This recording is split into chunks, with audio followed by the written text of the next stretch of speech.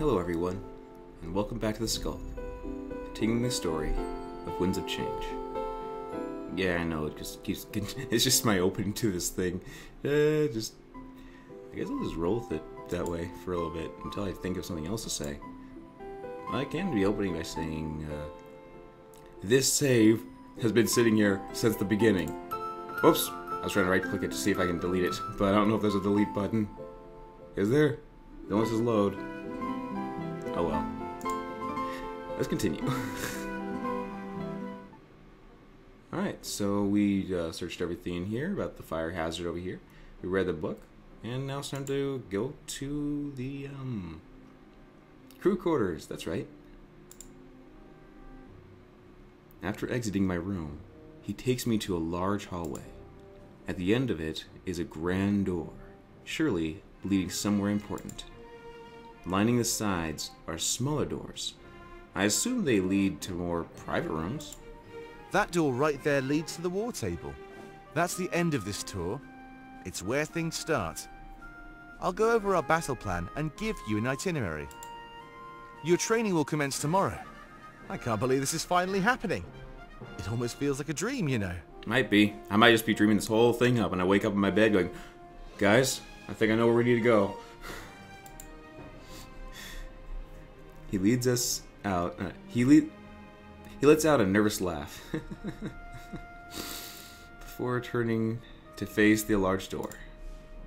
Well, these doors on the side lead you to your comrades' rooms.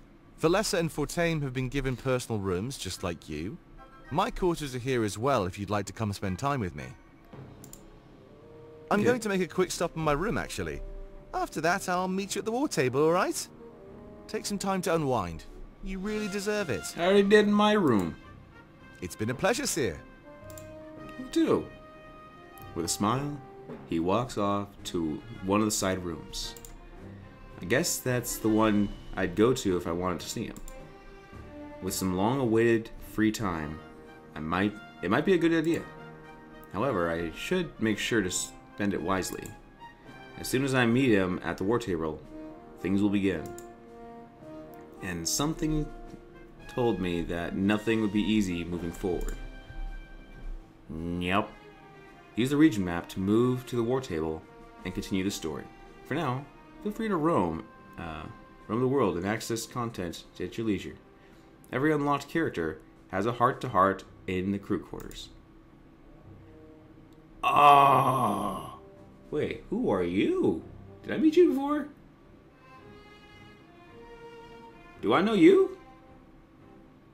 I know you? I know you?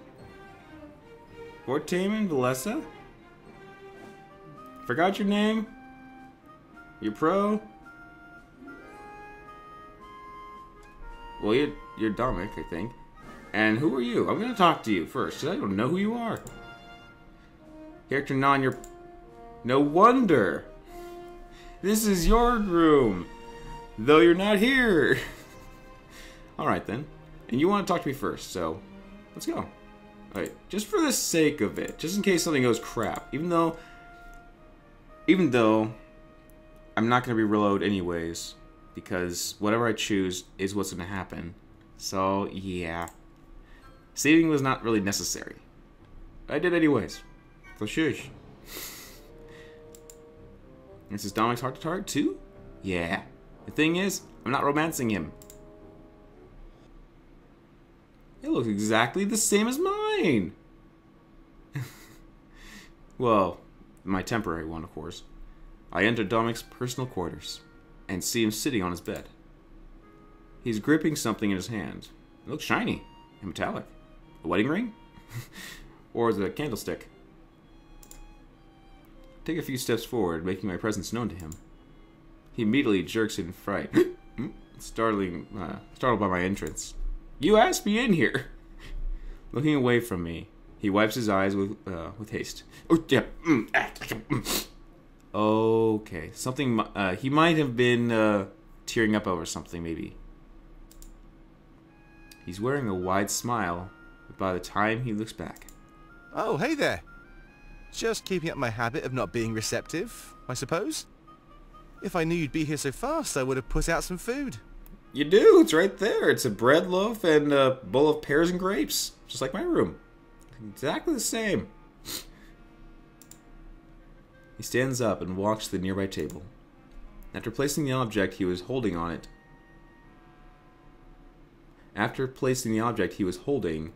it, he lets out a soft laugh. I look at it when I get a chance. It appears to be some kind of brooch. I trust our HQ is to your satisfaction. Hopefully the rebels have been treating you with respect. That blade strapped to your back pretty much gives you away. Yeah, it kind of does. Do I want that kind of attention, actually? I don't know. Let me know if anybody acts out of turn. I won't hesitate to put them in their place, you know. You're our honored guest, and should be treated as such. It's okay. If they're being a jerk to me, that's them to me. If they don't want to respect me, that's fine. That's up to them. I can't make someone want to like me. Just because I'm the guy holding the blade and seer to see something, I'm still me. I literally am. Yeah. Don't make people respect me, I guess. Maybe. I mean, respect is a great thing. But still. Of course. I'll keep you in the loop. I sure like it when you pamper me like this. Gosh dang it, that's so thick. The thing is, I'm going to have to use that on Valessa if I'm going to be wooing her. I can fend for myself, Dominic. Put them in their place? Let me watch. What's your thing? Oh, I'm just going to use the kind thing, because I'm not going to romance him, and that seems a little brutish, and this, I don't know, the playful thing I'm not getting into. I appreciate it. It's hard to keep tabs on everything nowadays. I'm trying my best, but so much slips through my grasp. You're one person. It's fine. I mean, you can't be there for everything. And if people think you are because you can or should, it's because you're quote-unquote leader. Maybe you are a leader. Or you're just who they look up to, like you said before. No one's perfect. And no one should expect so much from someone. We're all human. Or anthropomorphic. He pulls out 2 chairs and proceeds to sit down. Taking the side closest to the brooch, he laid down. He looks up at me. Care to join me? I wouldn't mind getting to know you a little better. You're more than just a seer, after all. Yeah, I mean, I'm me, so. It's rude of us to treat you like some sort of symbol. Thank you. I know some of my troops do that to me since I'm the general, but there's more beneath the surface. So much more. There is. I nod and take a seat in the chair opposite of Dominic. He smiles and leans forward, displaying an attentive pose. His lack of speech makes me realize that it's my turn to speak. I tell him everything I can, pretty much summing up my life. I tell him how I met Fortune in Valessa and how he grew up. But most importantly, I tell him about the loss of our parents. As soon as he hears that story, I can see him tense up. He reaches for the brooch and clenches it tightly in his hand. Mostly when he wiped his eyes away, when he turned away when we entered. Clenching onto that, it's mostly he lost someone he cares about. Probably his mom or someone he loved. After a few moments of holding onto it, he starts to relax. The occupation. We all lost something special that day. Some of us lost far more than others. What an unlucky day to be in Mazea, huh? Your parents could have easily avoided that mess. Mine, however? Well, not so much. It's complicated. I don't remember what my parents did exactly. I think they owned some sort of tavern or restaurant. It's odd how I remember little else but the chaos. Well, maybe you were too young, or as a kid, your mind is set for a few things. He slumps down in his chair, his posture emanating sorrow. I wouldn't normally tell anybody this, but you're special. Oh, not really special, but you caught me holding on to it. He holds out the brooch, and I get a clear look at it for the first time. It's a floral pattern, clearly feminine. I'm curious why he fancies it so much. This brooch? It used to belong to my mother. She loved it. I made sure to retrieve it from her body after the occupation. It was her mother. His mother. He scoffs before shaking his head. I remember the piles of bodies, hundreds of them lining the town square. The days after the occupation were horrid. Corpses as far as the eye could see. Luckily, I knew exactly where they kept my mother's body, so I went straight to it. How did I know? Well, maybe I'll tell you another time. Just know that this brooch means more to me than anything else. When I hold on to it, it takes me back to simpler times, you know? I can agree. I mean, even though people's memories can fade as you grow up, you can keep some, you actually do keep some memories from your childhood. I remember some good ones, some fun ones, some sad and bad ones. I have mean memories. maybe there's some things like that. But I understand. I don't have any items to hold on to those memories, but we all have that smell or that sight, that visual memory. Like we see something and we're going, I remember that from the past. Like if I see a Game Boy online or in someone's hand or something, I remember when I was growing up, that was the first console I ever played on. Unless it was the SNES. Either ways. I remember my Pokemon and Zelda and all that we played while we were growing up. And then things around that. Not just the game, but that time.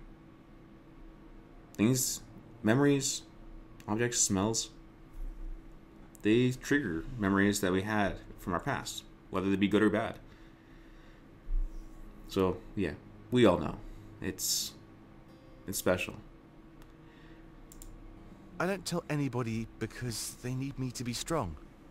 You can't win a war with sentiment after all. I have a certain image to maintain. Maybe. I don't know your position. But, yeah, I guess. But at least you're not, like, discarding it. You're just hiding it. He looks at me with a smile. But I feel I can be myself around you. You have the same burden, the same appearance to keep up. When we're together, I just feel like I can be myself. Thanks, Dominic. I feel the same way. I hope we could be together more often. I like you. Now see, that is not too mushy. That is sweet. If I were wooing him, this is a line I wouldn't mind clicking. Until we get sick of each other, you mean? So it's totally... I was trying to guess if this is playful. I'm sure of it now. A toast to being ourselves. It's like, whenever I see this, it's so gray and normal. It's like someone being bland, going, a toast to being ourselves. Yeah, I'll do it for you. It's just, if you were bland throughout the entire thing without a kindness or a playful manner thing to click on, your character would probably get the bland or normal ending. Woos no one. Liked by barely any. Good, then it's settled. We'll make sure to do this again. There's plenty more to talk about. There will be. And sorry for venting about the occupation. It's not exactly the most cheery subject, right? Just felt right to open up to you some more. True. I enjoy, personally, getting to know people. It's fascinating. Seeing someone's side on the world. What they've gone through, what they enjoy, their talents, their skills. I could ramble on more, but we're in a let's play. Or let's read, I guess. So, I already ramble on long enough. I'll limit myself to a good, maybe 10 minutes of ramble. But yeah. He stands up and pushes the chair back. I guess this was my signal to leave now. I stand up and offer my hand for shaking. He does nothing. And I'm left looking like a fool. This isn't the first time he's refused to shake my hand. Oh, that's right. Is there something Is he shy, or is there something about me? Like, if I touch him, will something happen? Will I see his past? Future? Rather than commemorate the matter, he changes the subject. Let's meet in the war room whenever you're ready, Seer.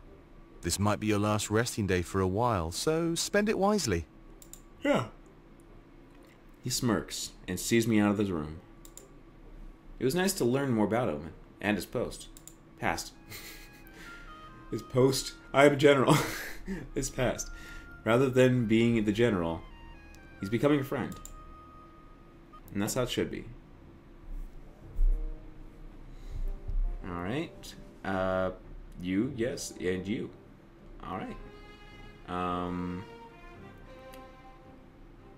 guess I'll go this way around the room. Maybe? Nah, let's go to Valessa. I want to get to Valessa. Heart to Heart 2. I enter Valessa's room, and I see her pacing around. She looks like she's in deep thought, so I clear my throat.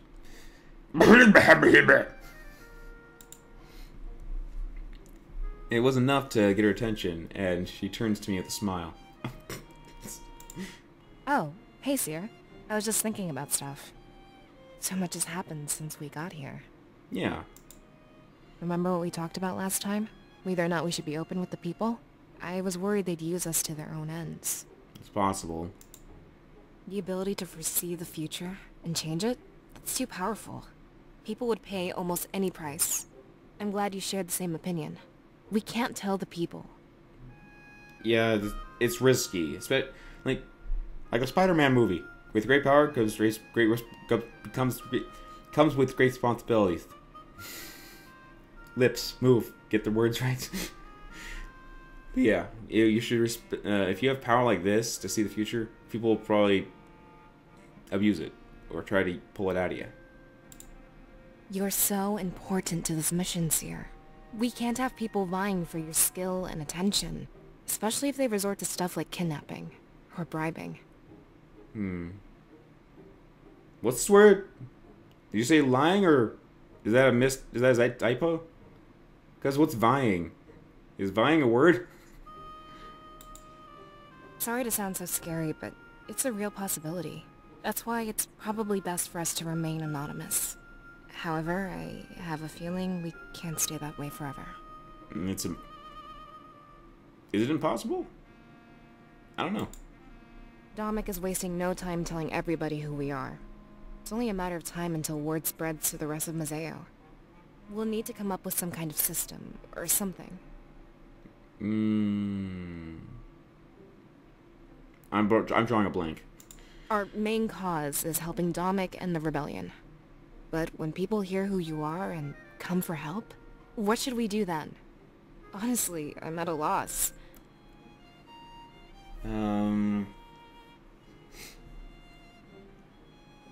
I would normally say, well, we can help them, but I understand what you're meaning. It's, you don't know who you can trust, but you can't be of help if you don't help anybody, so I don't know. Maybe I'll talk to him and see what he says. It's possible that I'm just being paranoid, right? But everyone says that Mazaeans can be ruthless. That's all we can go on, really, because we don't know the land. We can always give it a try, but then we might fall into what they warned us about. That's the thing about warnings. It could be been said and made by a paranoid person or by an experienced person. But then again, they're probably just seeing only the bad part of people, or only seeing the bad people, and there's always good people mixed in. So it makes you cautious on who to trust, and trust is precious. Don't mess with trust. It's not something to be trifled with. Use it right. Anyways. I just want to help people and ensure your safety. There must be a way to do both, and I know I'll find it. Let's change the subject. This is really stressing me out. I'm sorry. But you started it, but sorry. She smiles, yet gives off concern at the same time. It's good that she was thinking about this kind of stuff. Remaining resolute in these circumstances was admirable. This HQ is a pretty nice place, huh? I'm surprised that those suits of armor built this. Look, there's a bed here. Why would they need that? Like you said, it might be that they were prepping for people to take this place and start using it to help fight off the thing so they can be eventually free. But that's a bit of a stretch, because maybe they don't. Maybe they know that, maybe they don't. Or they just were wanting to feel human once again. Or this is the last thing they were wanting to do. I don't know. There can be many different circumstances.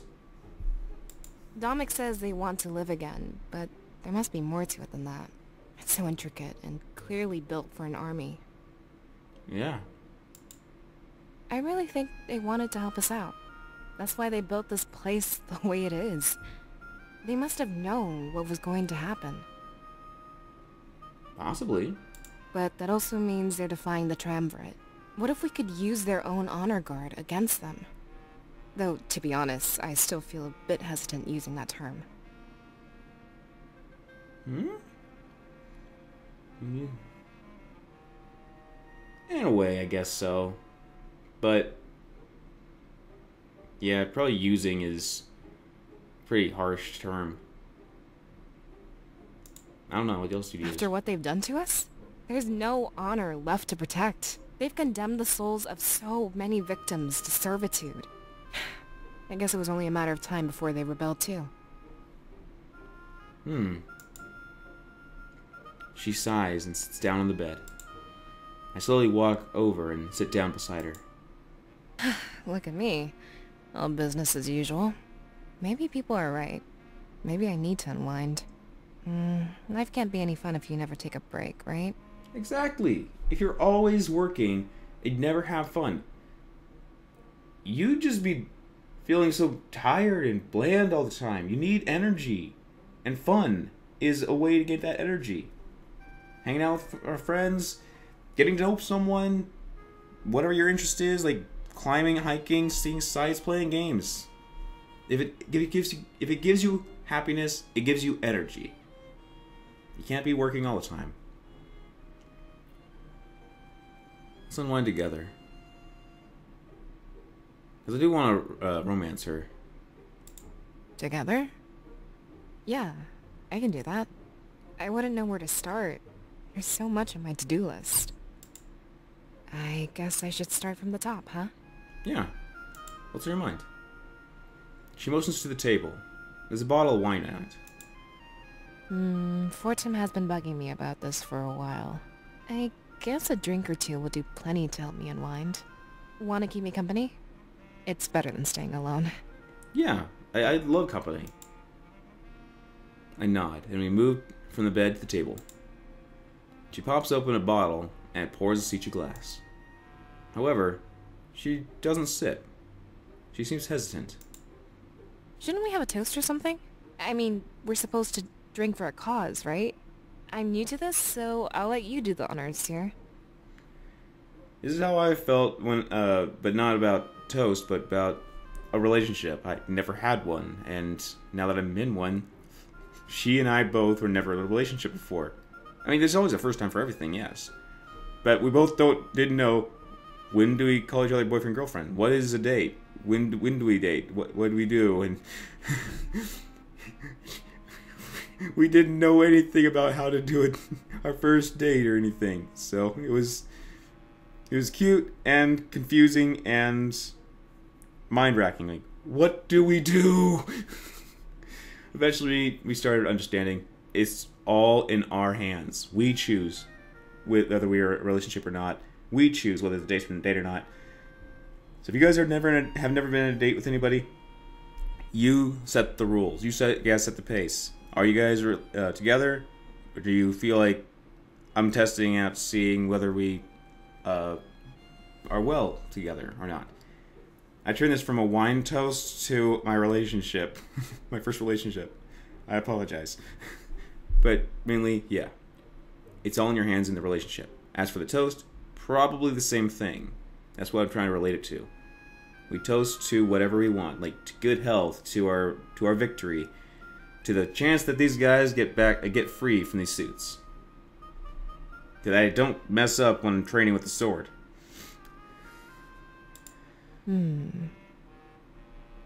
Oh, there's two kindness and a lovey. Here's to being good friends. Here's to a brighter future for us all. Here's to us getting closer together.